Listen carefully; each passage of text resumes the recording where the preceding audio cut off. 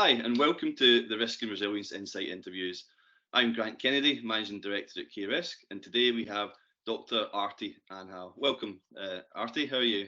I'm good this morning, how are you?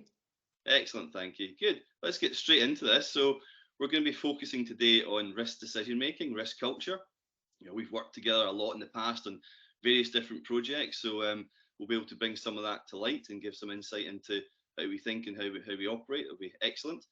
But the first couple of questions, we want to get an insight into you, which is really important within risk culture and decision making, to try and understand the people that we are working with. So what is the riskiest thing that you have ever done, and what makes you resilient, Aarti?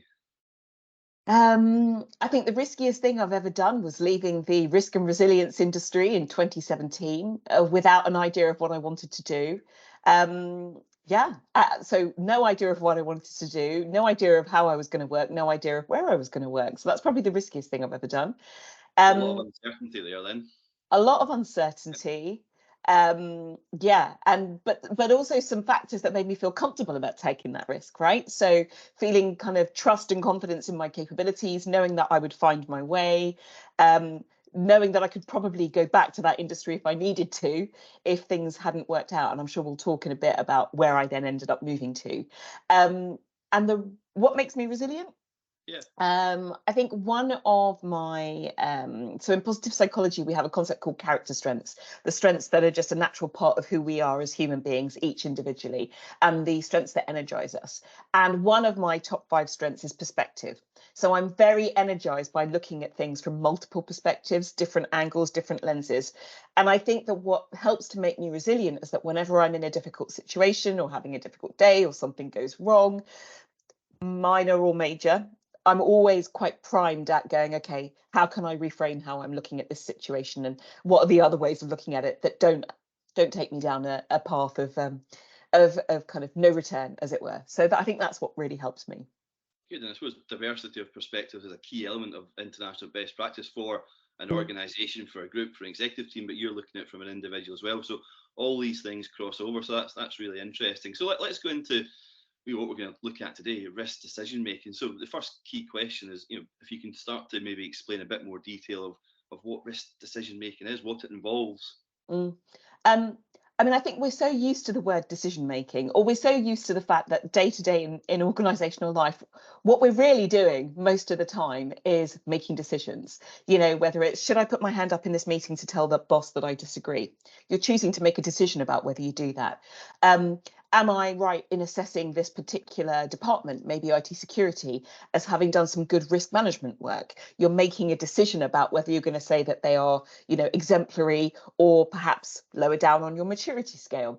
When we think about whether we're going to enter into new markets, whether we're going to work with a supplier that has perhaps had some challenging issues and risks that have been presented, I think the whole world of decision making is day-to-day part of business life.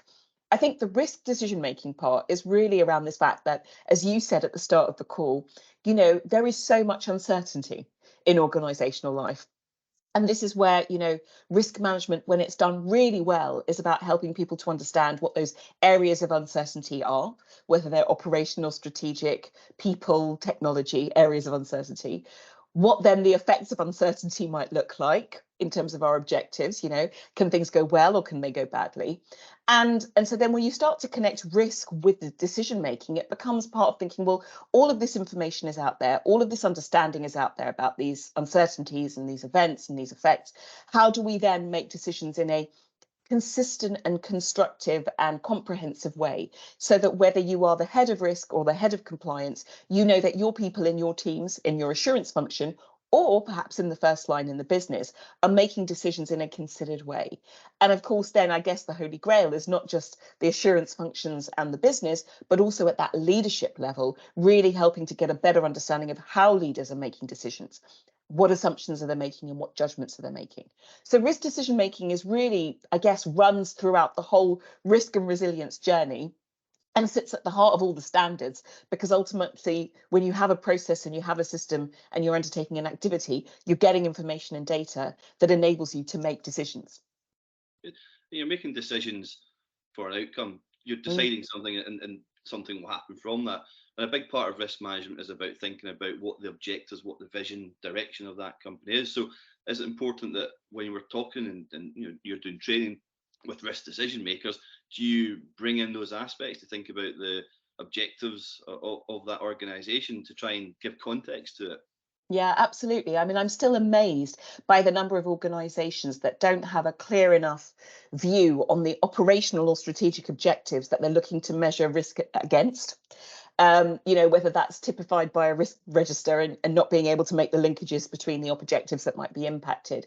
But I think another really interesting example of this is that, we have objectives. Let's say we want to create growth, we want to achieve a certain market share, we want to increase our liquidity, whatever those objectives might actually be. And then we usually have a risk appetite, right? We have an amount of risk we're willing to take in pursuit of those objectives. And what I find really interesting about all the work we do to support organizations in risk decision making is the amount of times people have said, but I don't understand what our risk appetite is.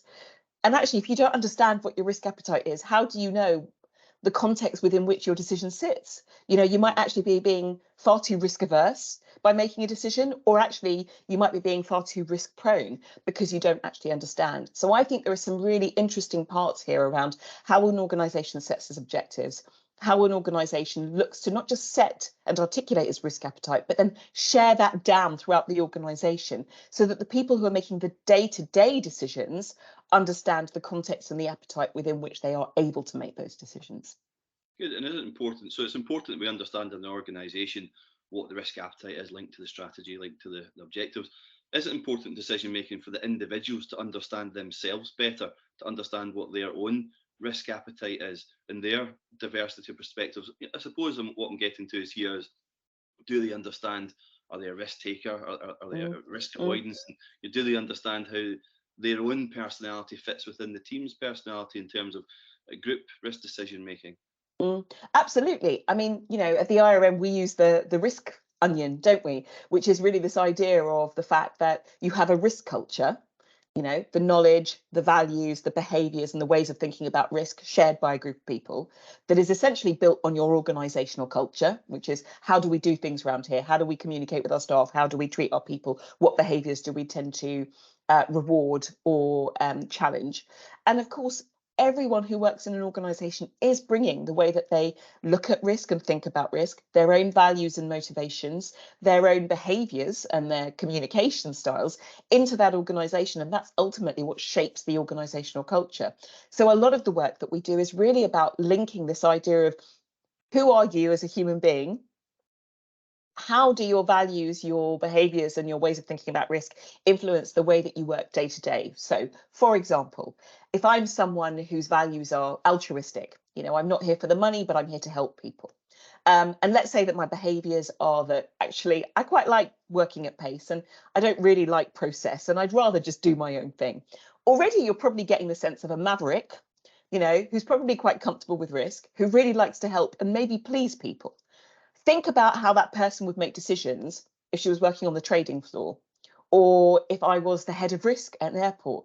What would be the types of things I'd end up doing? What are the types of decisions I'd end up making? What would I be saying yes or no to, purely just because of who I am?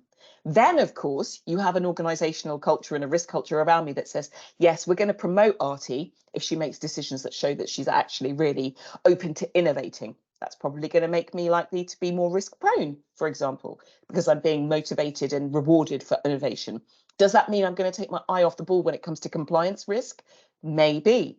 And so you start to see how all these ingredients come together to influence how I'm then going to show up in the moment if you and I are in a meeting to say yes or no, or let's go ahead or let's not with a particular initiative or with a particular risk mitigation strategy. Good. And that person is you, isn't it? We know that from your risk profile.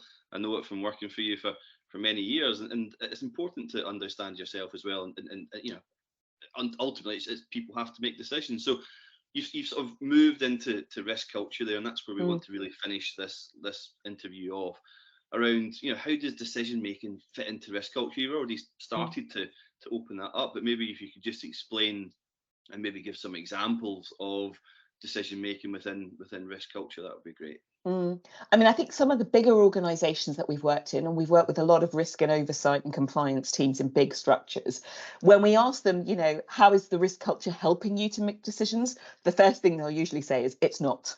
That actually we're having to make decisions in spite of the fact that culturally what we have are perhaps silos. So we're not necessarily getting access to all the information we need.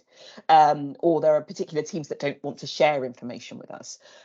It might be that actually we don't have the systems and processes in place to actually share information and get a single version of the truth about a supplier, for example, or about a kind of a supply chain risk. You'll also start to hear people sharing a lot about some of the barriers around, people not feeling empowered to make decisions. So a lot of risk culture can sometimes be about leaders being very clear in the mandate as to, Grant, you own this, you're accountable for this, you have full mandate to make decisions in this area.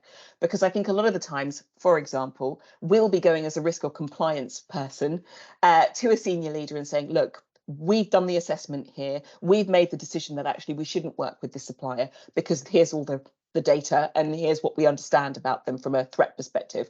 And then often you'll get the senior leader goes, yeah, but we're going to give them the contract anyway, right?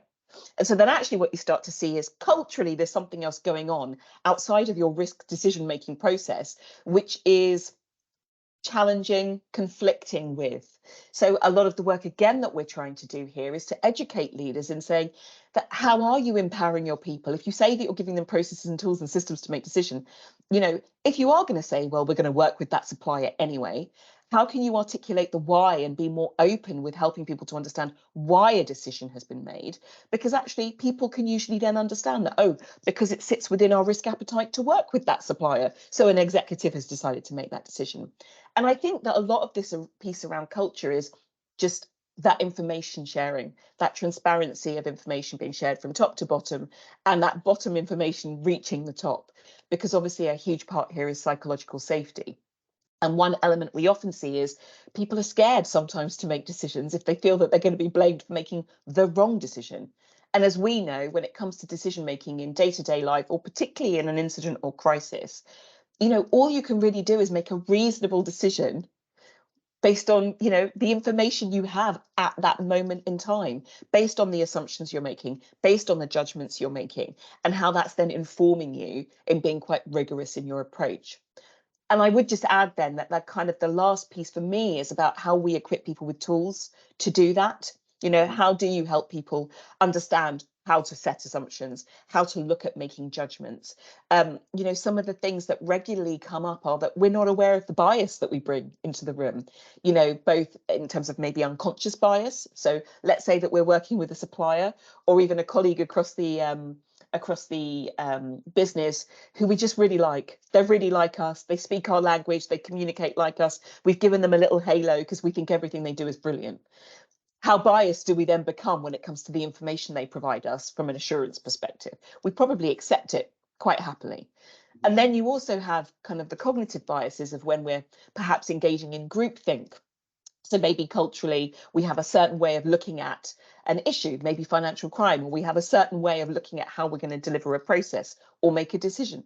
So there's a lot that goes on, I guess, what we call it under the hood, that really helps us to understand this risk decision engine, who we are, the culture that's around us, which I suppose you could say is the bodywork of the organization, the fuel that you're choosing to use to power that engine, and where that's coming from. And I think that risk decision making really, and the reason we work with the risk and compliance teams, the first line business and leaders is this kind of holy trinity, is because actually we need to be affecting change and improvement in decision making across all of these levels.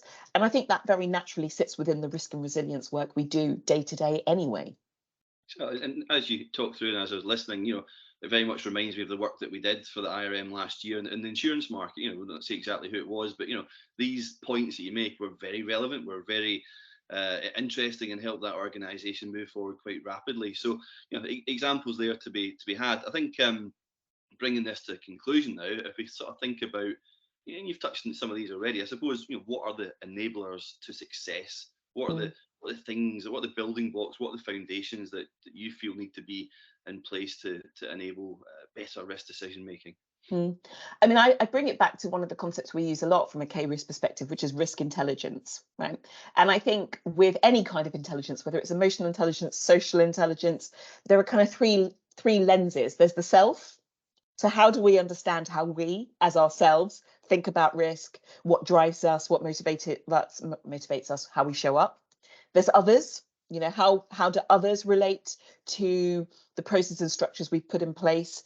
What are others' capabilities, strengths, skills, behaviours, and ways of looking at risk? And then the third one is the system, you know, which is the culture piece, really.